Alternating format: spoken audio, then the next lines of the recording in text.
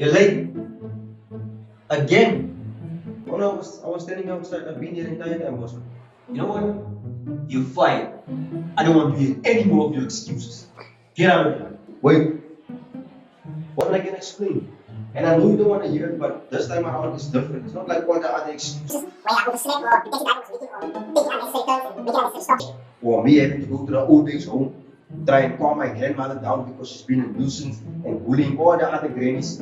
So, let me explain, Governor, please. I'll give you 30 seconds. Knock yourself out. So what happened was, I'm at my house. I'm on my way out for work. I then open the front door of the house. The first thing I notice is my next door neighbor's dog. I then decided that I was going to pick the dog up and leave it next door because I am on my way out.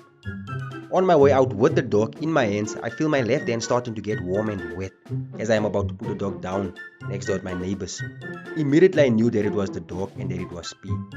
So I had to go back around to wash my hands thoroughly because at that time I didn't believe that hand sanitizer was going to get the job done for me. So yeah, I was a bit skeptical. After washing my hands, I rush back out. I close my gate behind me. I'm on my way to the bus stop now. I take my phone out of my pocket to check the time. That very second, while looking at my phone, I go and step into fresh dog poop, which wasn't there a minute ago. So it must have been my neighbor's dog.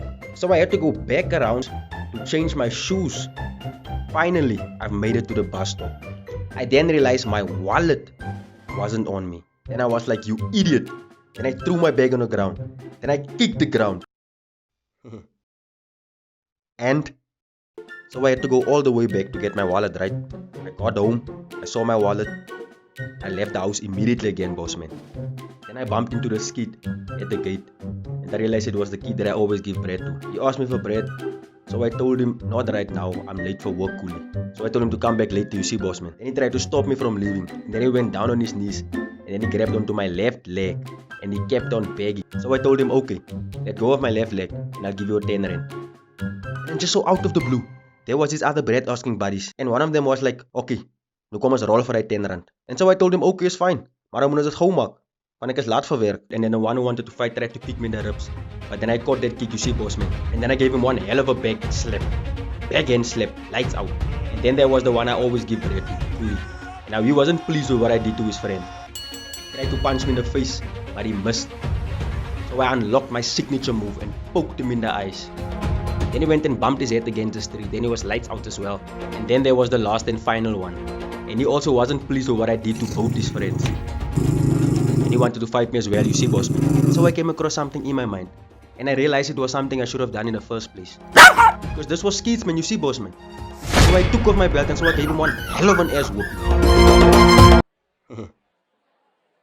So now this was the time when I realized that I was super late for work, you see, boss man. And then just like that, there was Mr. 100.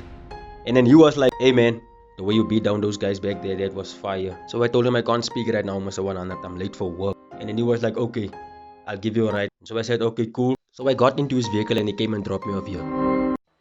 The Mr. 100. Yup. And then he offered me a job, but I turned it down. I told him that I love working for you, boss man. Get out of my building, man, you're fired. I don't believe a word you just said. Oh, hey, bro, you forgot your phone. Mr. 100. And I forgot to give you this. Okay. They don't call me Mr. 100 for no reason. I see you. Okay. Hey, man, you sure you don't want that job? Actually, you know what? I'll take you up on that offer. Mr. 100. Peace.